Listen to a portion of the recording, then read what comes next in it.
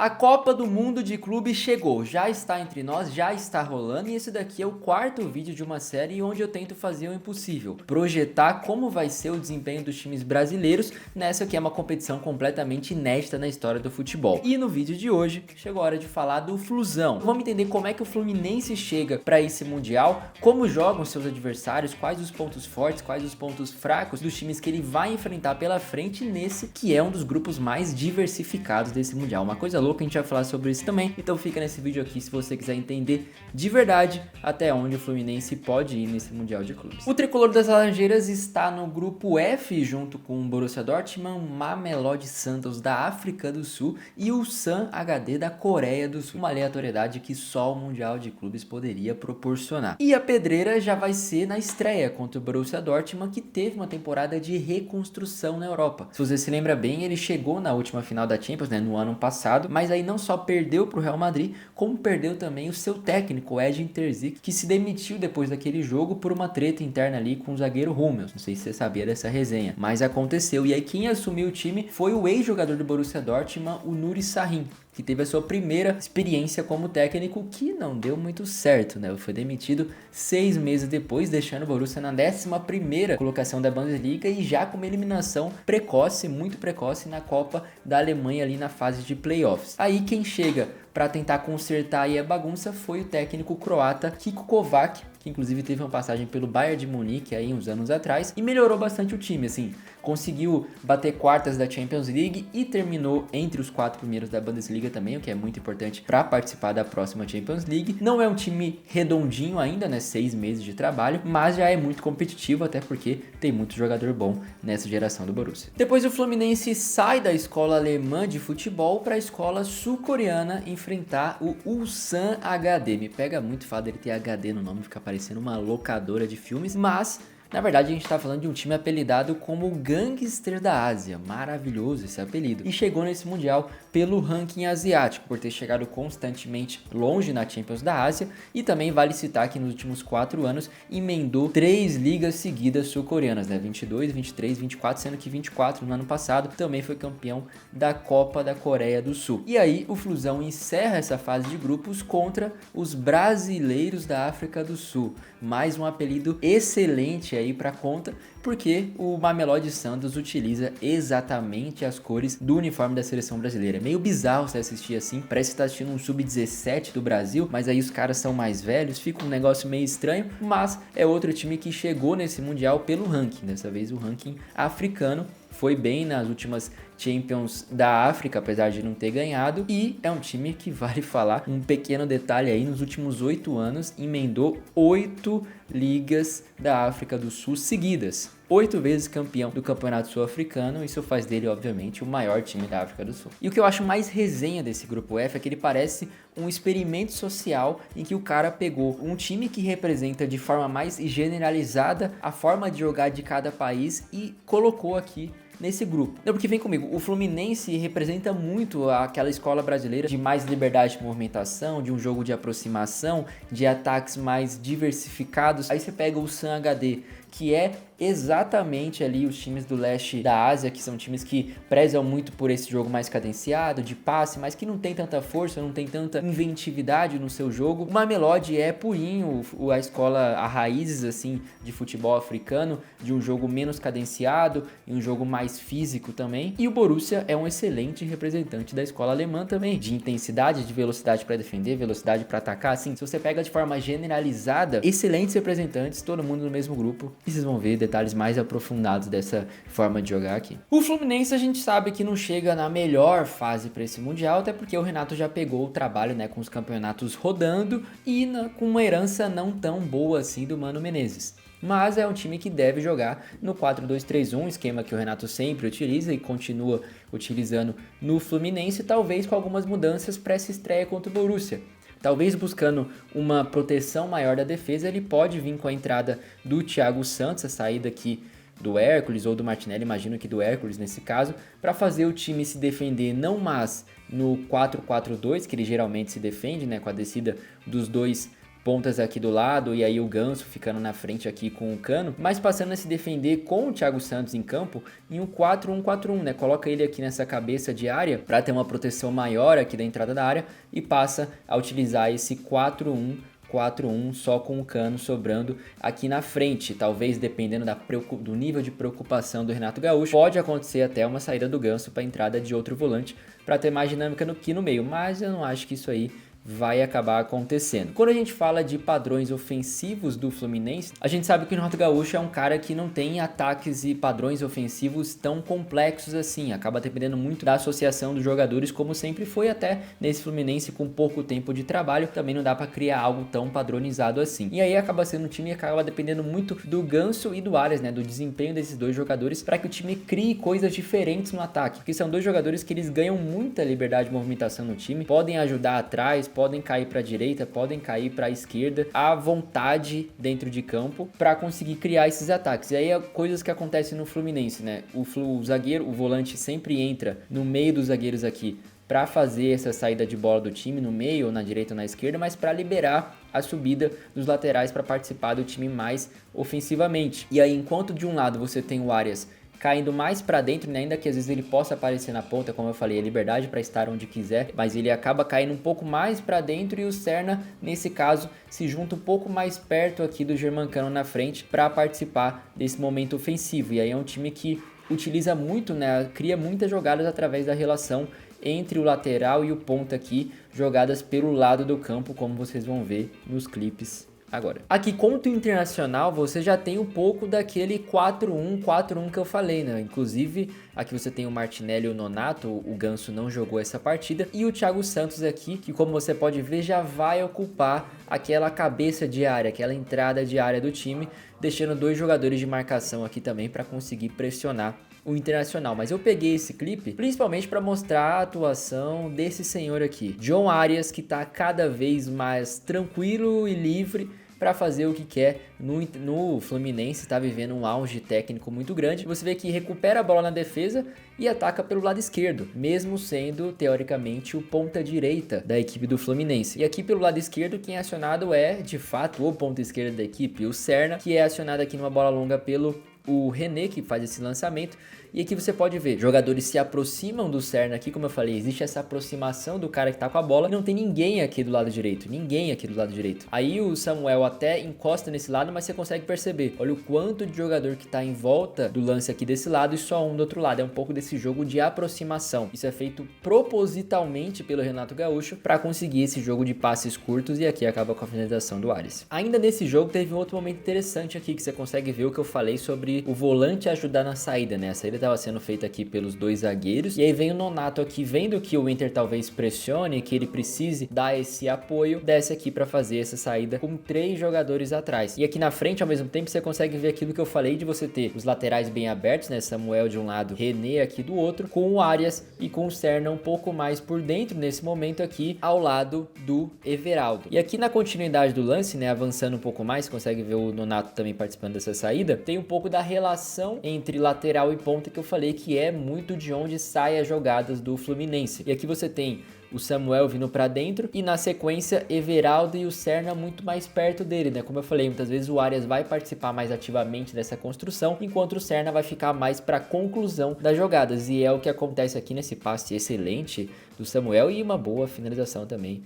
Vale elogiar. Se naquele lance era o Nonato que tomou a iniciativa de vir para dentro, olha o que o Martinelli vai fazer aqui também. Percebendo que precisaria de um jogador a mais aqui para ajudar essa saída, ele baixa, fica entre os zagueiros, porque aí ele permite que os zagueiros abram mais para o lado e que consequentemente os laterais consigam dar passos para frente também. Então melhora esse funcionamento do time na saída de bola. E na sequência é ele que vai buscar também a ligação direta aqui do outro lado do campo pelo lado. É um time que utiliza esses lançamentos de um lado para outro, principalmente para pegar um lado com vantagem, né? E aqui você tem de novo John Arias, dessa vez com o lateral esquerdo aqui, o Fuentes. E aí o time chega ao ataque aqui com Arias, com o Fuentes dando essa essa opção aqui, voltando a bola para ele. E aí o Fluminense dessa forma consegue ganhar o campo do adversário, até que quem vai finalizar aqui é o Martinelli, que estava lá atrás fazendo a saída de bola. Ele que vai finalizar, e quem vai concluir no rebote é o Samuel Xavier, para provar como os laterais são fundamentais no ataque do Fluminense, o que é interessante para esses repertórios ofensivos do time, mas que se não foi muito bem cuidado também na hora de recuperar a bola nessa pressão pós-perda, pode também ser o calcanhar de Aquiles talvez desse Fluminense no Mundial. Se até aqui eu já consegui abrir um pouco a sua cabeça aí sobre como o Fluminense joga, sobre as ideias de jogo do Renato Gaúcho, considere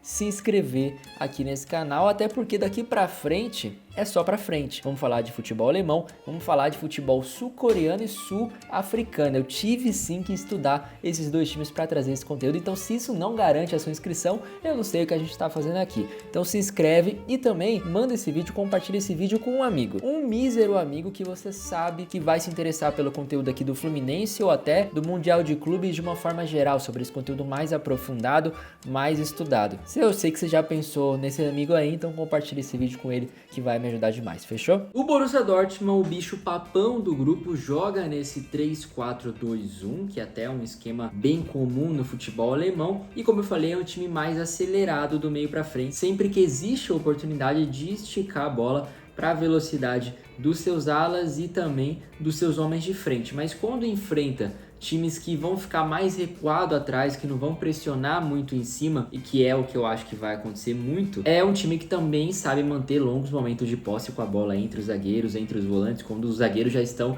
nessa altura do campo aqui, o time está inteiro ali no ataque. Olhando inclusive, né, para esse ataque, você tem o Brandt, que é um meia, né, não é necessariamente um ponta, então portanto é um cara que vai circular mais para conseguir ajudar nessa construção das jogadas, enquanto o ADM simplesmente é um dos jogadores mais rápidos do futebol europeu. Realmente é bizarro esse cara aqui na corrida. E é um time muito perigoso, o Borussia Dortmund, principalmente justamente quando existe espaço para utilizar a velocidade dos alas, que atacam como de fato, como se fossem pontas, do ADM e também do Guirassy, que é um centroavante até forte no jogo aéreo, bom dentro da área, mas que tem velocidade para acompanhar essas jogadas. Eu não sei o quanto que eu vou conseguir transpassar dessa velocidade no time aqui através de frames, mas como vocês sabem, a UEFA deixa a gente de mãos atadas. Esse aqui é um dos momentos que o Borussia Dortmund tá com essa posse entre os zagueiros aqui na frente e que o adversário, no caso o Leverkusen, tá mais recuado atrás. E aqui ele já busca essa jogada acelerada pelo lado, né? É tudo de primeira quase aqui. Quando a bola chega no lateral aqui pela esquerda, ele já aciona o Brandt de primeira aqui para aproveitar esse espaço no corredor. A bola quase sai, ele consegue evitar, manda a bola para a área, e aqui o Leverkusen recupera e tem a aparente sensação de que vai conseguir aproveitar o espaço no contra-ataque, até que chega o Hummels aqui no carrinho, consegue recuperar essa bola, provando que é um time que é tão rápido para finalizar suas jogadas no ataque, mas também para pressionar e recuperar essa bola defensivamente. E aqui não vai dar para ter muita noção, mas acredite em mim que foi muito rápido como o time recupera a bola com o Brandt aqui e consegue já acionar o outro lado do campo. Então essa jogada veio antes pela esquerda, que é onde tinha espaço, aqui recuperando a bola, já mandam ela aqui para a direita, que vai ser recepcionada aqui pelo ponto e depois termina finalizada pelo ala direito Rierson dentro da área já aqui, provando como ele ataca bastante, como se fosse de fato um ponta da equipe. E se ali era o Borussia Dortmund atacando e o Bayer Leverkusen se defendendo, aqui na mesma partida é um momento oposto, o Borussia Dortmund se defendendo com as linhas mais baixas, e quando ele está com as linhas baixas, aí é daquela forma tradicional de todo time que joga com três zagueiros, né? Você tem o ala da esquerda recuando, o ala da direita recuando e formando uma linha de 5 atrás, bastante proteção defensiva, com mais 3 caras aqui no meio. O Brandt recua um pouco mais,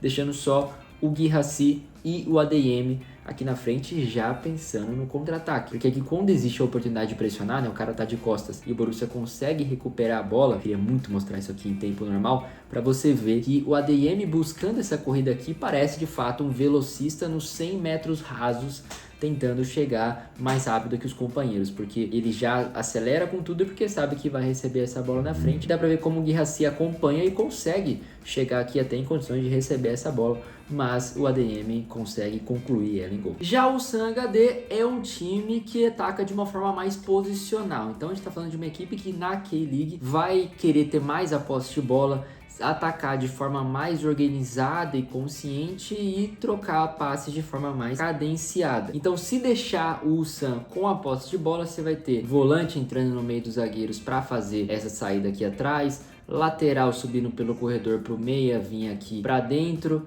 e o time organizadamente se posicionando em um 3-2-5 aqui na frente, que pode até lembrar o Fluminense em alguns momentos da partida, mas não tem aquela mesma aproximação, liberdade de movimentação que os jogadores têm. Aqui é de forma muito mais organizada e você já deve ter percebido jogadores que destoam aqui dos nomes sul-coreanos, como o exemplo principal de Eric Farias. Não sei se você tem essa lembrança, mas foi um cara que fez um bom campeonato pelo Juventude no Campeonato Brasileiro e é um atacante um pouco mais móvel, né? Um cara de 1,74 m que tem mais velocidade para cair pelos lados e, portanto, tem ajudado esse time a ser menos previsível nos seus ataques. Tem também os suecos Bojanic e Ludwigsson. Se eu já estou errando no sueco, imagina no sul-coreano, que são também jogadores importantes da equipe, mas os principais destaques agora sul-coreanos é o volante aqui meio-campista Ko, o zagueiro Kim e o goleiro que eu não vou nem me arriscar a pronunciar o nome aqui, mas que são caras que têm passagens pela seleção sul-coreana. Aqui você já consegue ver um pouco daquela construção de bola consciente que eu falei, né? O lateral recebendo bem aberto aqui na direita e o meia vindo se aproximar aqui para dar a opção de passe. Acontece até uma troca de posição aqui, né? O meia vai para o lado e o atacante e o lateral vai por dentro aqui, uma variação bem comum em times posicionais. E aí um dos problemas talvez de times sul-coreanos, times japoneses, é essa capacidade de conclusão aqui na frente que é bem inferior comparada à sua capacidade de trocar passes aí durante todo o campo. E aqui você tem um dos exemplos do Ulsan marcando em cima, né? Pressionando em cima, que ele faz muito lá na K-League. Não sei se vai fazer contra o Fluminense, vai depender muito da confiança que o time vai ter na partida, mas é um time que faz e faz muito bem, pelo menos no campeonato sul-coreano. Eu imagino que contra o Fluminense vai ser uma partida de uma posse de bola muito alternada entre os dois times. Já os brasileirinhos do Sandal, eu imagino que devem dar mais trabalho do que o Ulsan, principalmente porque é mais intenso nos seus ataques, o que para mim é pior para a defesa do Fluminense, né? Porque enquanto o Ulsan era um time mais cadenciado, mais organizado na frente, o Sandals é um pouco mais acelerado. Não é um time de contra-ataque, mas é um time que é mais vertical para definir as suas jogadas. E aqui você tem, por exemplo, dois volantes mais técnicos e móveis, não são caras destruidores de jogadas, mas o Macoena geralmente auxilia mais a saída de bola aqui, tanto por dentro quanto ficando um pouco mais aberto aqui em relação aos zagueiros, enquanto o Allende ataca mais e participa mais desse ataque ofensivo aqui, esse jogador que é chileno. O Lucas Ribeiro, camisa 10 do time, é brasileiro, você não deve lembrar, porque na verdade ele nunca jogou aqui no futebol brasileiro, mas é um cara que ele é mais um segundo atacante, né, que flutua aqui por dentro, do que necessariamente um ponta, enquanto o Matthews é de fato um cara que joga mais aberto pelo lado esquerdo. E aí é um time que vai ter muita variação, né? Até porque o Reyners, o atacante, é também um cara móvel. Então é um ataque leve, um ataque que se movimenta bastante. E ele é um cara que tá sempre também esperando receber aquela bola na profundidade. E aí você tem variação, né? Às vezes o Modiba vai atacar mais por dentro. Se o Mavis estiver por dentro, ele vai atacar um pouco mais por fora. O Madal também ocupa muito esse espaço aqui deixado pelo Lucas Ribeiro aqui ofensivamente. E aí o time vai variando bastante de posição e também criando muitas jogadas para chegar nesse ataque através de triangulação, através de tabelinha. Vou te mostrar um pouco disso, mas já lembra, não é o Brasil Sub-17, é só um time que utiliza exatamente as mesmas cores do Brasil. Aqui você já tem o lateral direito Madal recebendo aqui na direita, e quem tá por dentro não é o brasileiro Lucas Ribeiro, mas sim outro brasileiro do time, o Arthur Salles, que geralmente joga de falso 9 e aqui tava flutuando aqui por dentro. E aí uma das jogadas mais comuns do time é essa tabelinha pelo lado, porque tem muita força para conseguir vencer geralmente na corrida e conseguir chegar nessa linha de fundo, uma jogadas mais comuns do time sul-africano. Aqui sim você tem o Lucas Ribeiro carregando essa bola de fora para dentro, e aqui é interessante que o volante do time, vendo essa aproximação, vendo a oportunidade de atacar esse espaço aqui na frente, ele já avança, né? Sai da posição de volante e ataca na frente. É o time que faz muito esses ataques à profundidade para tentar receber. Aqui não recebeu, mas a jogada continuou. De novo, Arthur Salles recebendo aqui nessa região central. E aí o Lucas já entra na área, né? Tocou, já entra na área, porque é um time que está sempre pesando essa área e infiltrando de formas diferentes. E aqui tem a sorte, né, de, sem querer, conseguir tocar nessa bola e fazer o gol. E como todo time africano que preste, tem que ter uma dancinha, um molejo, alguma coisa assim, senão não vale a pena. Senão a gente nem vai lá jogar bola. Isso aqui que é sempre da hora de ver. Agora chegou a melhor hora do vídeo, que é a hora da gente fazer conta para entender de fato até onde o Fluminense pode ir nesse chaveamento aqui de Mundial. E olhando para esse grupo F, claro, o Borussia Dortmund vai ser a grande pedreira e eu acho que é um adversário muito difícil para o Fluminense, principalmente porque o setor defensivo do Fluminense não anda muito confiável. Eu acho que a intensidade do time alemão vai se sobressair. Então eu acho que talvez essa estreia seja um jogo para tentar segurar e não complicar muito esse saldo de gols, porque as partidas contra o sul-africano e o sul-coreano podem complicar também, porque as partidas contra o sul-africano e o sul-coreano também não é de se subestimar. Acho que aqui vai ser tipo aqueles jogos de Sul-Americana, de Libertadores, que acaba sendo um pouco encardido ali, muito perigoso. Acho que o Fluminense é um pouco mais favorito nessas duas partidas, mas tem que tomar muito cuidado. Então, imaginando esse cenário em que o Fluminense vai passar em segundo do grupo, ele enfrenta aqui o segundo do F, enfrenta o primeiro do E. E o primeiro do grupo E, você tem a Internacional, que chegou na final da Champions, mas trocou de técnico, né? O Inzaghi saiu, chegou o Chivo, que é um cara muito jovem, começo de trabalho, e acaba virando uma grande incógnita. Como vai ser o desempenho dessa Inter de Milão nos seus primeiros jogos? Caso ele se complique no seu jogo de estreia, nos seus primeiros jogos, é possível sim o River Plate ser o primeiro desse grupo. Existe esse cenário. E aí talvez seja um adversário mais tranquilo até para o Fluminense, porque é um time que está mais acostumado. O Fluminense ainda não vai ser favorito nem contra River, nem contra Inter. Isso é verdade. Mas talvez seja um cenário mais tranquilo do que outros times brasileiros podem ter nessas oitavas de final. O problema é que se ele consegue a proeza de passar aqui das oitavas, desse outro lado vem o Manchester City e aí acaba com a brincadeira. Então me fala aqui embaixo se você acredita que o Fluminense chega bem nessas oitavas, ou se você acha que não dá para ele passar. Eu quero ouvir aqui. Tá liberado sonhar como sempre, e aproveita que deve estar aparecendo na sua tela aí a playlist completa dos outros times brasileiros e os seus respectivos grupos para você maratonar e mandar para aquele teu amigo também que vai gostar desse conteúdo. Fechou?